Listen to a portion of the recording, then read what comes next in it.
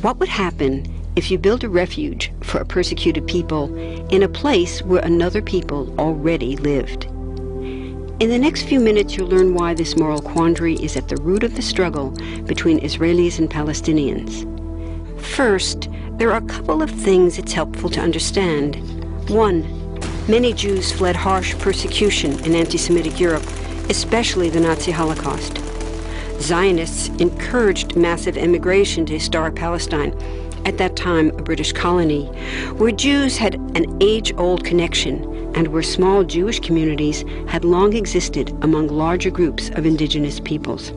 But when the UN offered the Jewish immigrants the majority of the land for a new state called Israel, for the indigenous Palestinians who lived there, it was a massive destruction of life. They rejected the UN's partition plan, and several Arab states invaded the new state of Israel.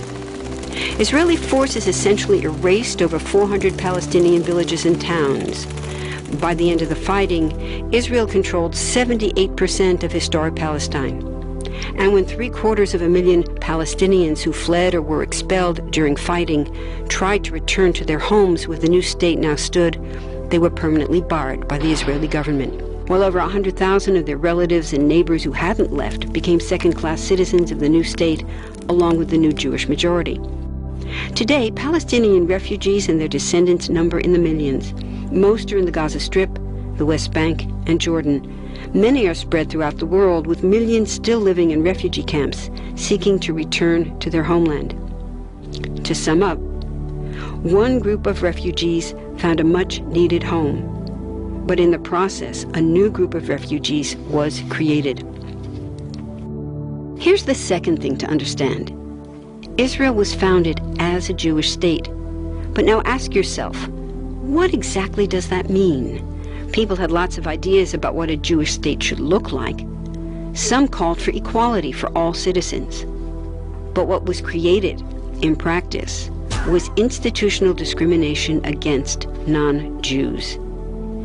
In other words, Israel ended up being built on a blueprint of exclusion. The Israeli government wants maximum land and resources for Jews, but not the Palestinians living there. That's why, inside Israel, Jews get special privileges, including rights to land and housing, that are denied to the Palestinian citizens, who make up 20% of Israel's population. That's also part of why Israel has never defined its borders. In fact, they still hold on to land, the West Bank and Gaza, that they conquered in the war in 1967. Since then, Israel has built Jewish settlements throughout the occupied West Bank, building Jewish-only cities and supplying them with infrastructure like roads and army camps, schools, and even a college. Military occupations are meant to be temporary.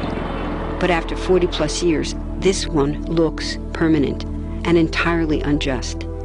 In the West Bank, Israeli Jewish settlers and Palestinians live on the same land, but must live under two completely separate and unequal systems of Israeli law. The Jewish settlers dominate the natural resources, including water and agricultural land, and they're backed by the Israeli army. To maintain the occupation, Israel has demolished thousands of Palestinian homes and orchards, confiscated Palestinian land, bombed a captive civilian population in Gaza, and punished resistance with raids, arrests, and assassinations, all to gain maximum land, while making life so difficult for Palestinians that they will either leave or be too afraid to resist. Palestinians have fought back. For decades, they tried to achieve national liberation through armed struggle. Some groups still do. But the majority now support popular protest instead. The deeply harmful pattern of control, repression, and violence profoundly harms Palestinians living under occupation and Israelis living as occupiers. This must be broken to reach a peaceful and secure future for both peoples. Now that you understand the problem, what about the solution? What about peace talks? So far, over 2 decades of U.S.-backed peace talks have actually made things worse by helping Israel continue the occupation. It's been years of talking while Israel massively expanded the Jewish settlements and literally redrew the map. Peace talks are good if they're real, but not when they're theater to cover a land grab. So now what? The current world superpower, the United States, has been a terrible friend, enabling Israel's destructive and self-destructive expansion onto Palestinian land by funding the Israeli military, the biggest recipient of U.S. foreign aid in the world. But there's another superpower that can make the difference: you.